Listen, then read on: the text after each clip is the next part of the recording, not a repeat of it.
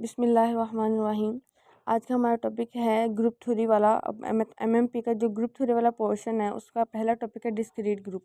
अभी group theory वाला जो पोर्शन है इसमें सिर्फ बेसिक इन्फॉर्मेशन और बेसिक डेफिनेशंस करनी है आपने, इसमें इसके जो डिटेल है वो नहीं करनी। तो 1 से 2 वीडियोस में ये हमारा कंप्लीट हो जाएगा ग्रुप थ्योरी वाला पोर्शन। सबसे पहली डेफिनेशन है हमारे पास डिस्क्रीट ग्रुप।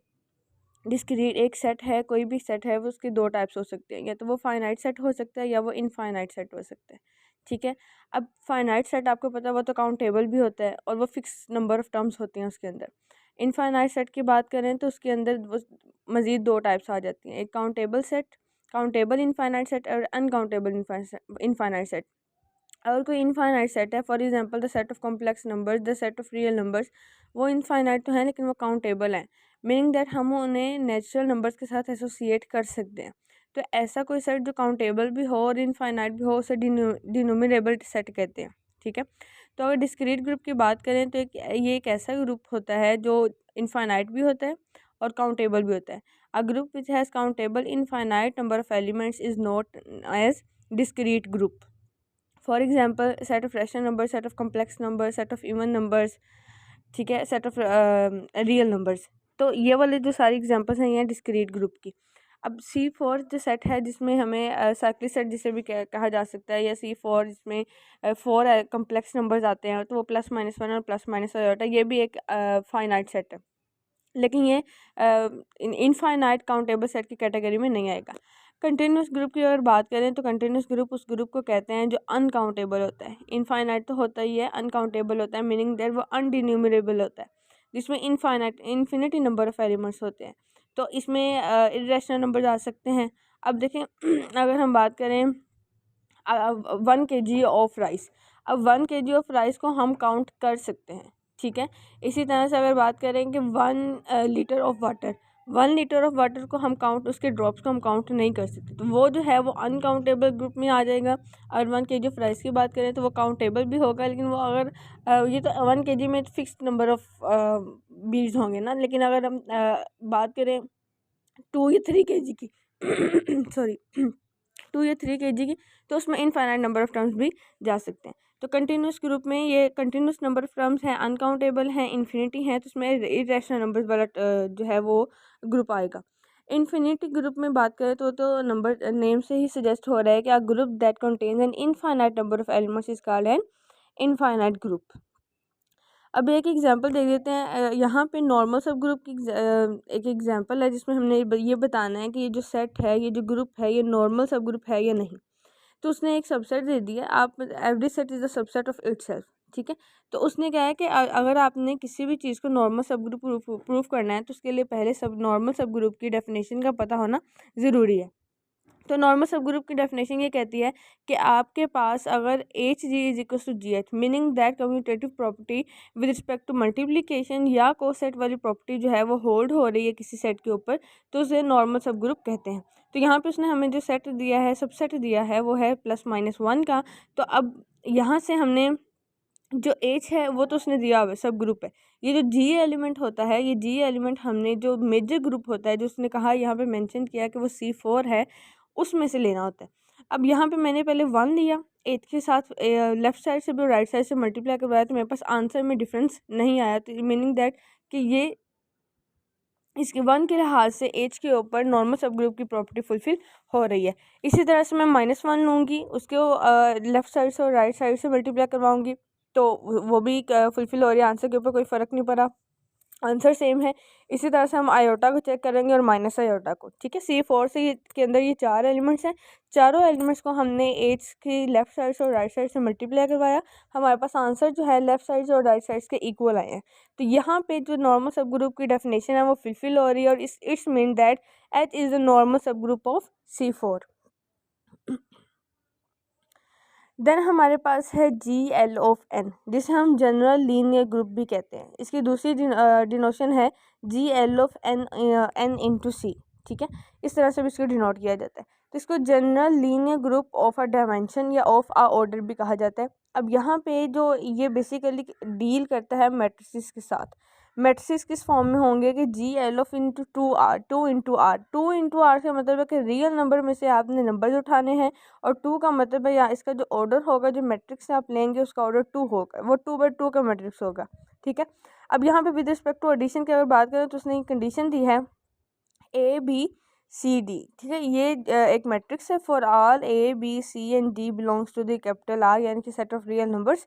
और यहाँ पे उसने एक स्पेसिफिक कंडीशन भी दे दी है कि AD माइनस BC, यानी कि जो हम इसका लेते हैं डिटर्मिनेंट लेते हैं, वो ज़ीरो नहीं होगा। अगर ज़ीरो हो जाता तो वो तो सिंगुलर एटम एलिमेंट बन जाना था, सिंगुलर सेट बन जाना था, ये सिंगुलर मैट्रिक्स बन जाना था, ये नॉन सिंगुलर मैट्रिक्स है क्योंकि आंसर नॉन जीरो है। तो general linear group is in a complex space of N dimension देखें तो वो आएगा GL 2 × R ABCD। अगेन वैसे ही AD माइनस BC वो ज़ीरो नहीं होंगे। अगर उसने आपको कोई भी ऐसा सेट दे दिया है H, और वो ये कहता है कि आप बताएं कि ये नॉर्मल सब ग्रुप है या नहीं, और बताना है क्या ये नॉर्मल सब ग्रुप जनरल लीनियर ग्रुप का है, तो अब जो भी मैट्रिक्स आपको देगा आप सिंपली उसके ऊपर AD माइनस BC यानी कि डिटर्मिनेंट आप उसका फाइंड करें। अगर आपके पास आंसर नॉन ज़ीरो आ जाता है इसका मतलब है कि उसका इन्वर्स भी कोई ना कोई एग्जिस्ट होता होगा। अगर इन्वर्स एग्जिस्ट हो रहा है इट्स मीन कि वो जो सेट है, वो जो मैट्रिक्स है, वो कैपिटल मैट्रिक्स या जनरल लीनियर ग्रुप के हिसाब से closed with respect to multiplication होगा, और वो close with respect to multiplication हो गया। Hence H is the sub group of general linear group and H is not a normal सब ग्रुप। नॉर्मल सब ग्रुप के लिए आप इसको हमें ये चीज़ पता है, आप इसको ना भी आइडेंटिफाई करें ना भी इसको प्रूफ करें तो वो कोई मसला नहीं है। क्यों? क्योंकि हमें पता है कि जो मैट्रिसेस होते हैं वो कम्यूटेटिव प्रॉपर्टी होल्ड नहीं करते, वो विद रिस्पेक्ट टू मल्टीप्लिकेटिव नहीं होते अनटिल एंड अनलेस आपके पास जो मैट्रिक्स हो वो डायगोनल मैट्रिक्स हो या नल मैट्रिक्स हो। तो कोई भी मैट्रिक्स आप ले लें चाहे वो जिस मर्जी ऑर्डर का हो, वो कभी भी कम्यूटेटिव नहीं होते। अगर कंडीशन ये है कि वो उनके कम्यूटेटिव होने की कंडीशन सिर्फ एक है कि या तो वो डायगोनल मैट्रिक्सेस हों या वो नल मैट्रिक्सेस हों, इसके अलावा कोई भी मैट्रिक्स कम्यूटेटिव मैट्रिक्स नहीं होते। और हमें पता है नॉर्मल सब ग्रुप के लिए तो कंडीशन यही है कि commutative property with respect to multiplication hold होनी चाहिए। तो जब वही चीज़ मैट्रिसेस के ऊपर होल्ड नहीं हो रही तो यहाँ पे हम ये कह सकते हैं कि जो H हमें उसने दिया है, चाहे वो जिस मर्जी मैट्रिक्स का इर्रिस्पेक्टिव के और डायगोनल मैट्रिक्स हो, तो वो नॉर्मल सब ग्रुप नहीं है।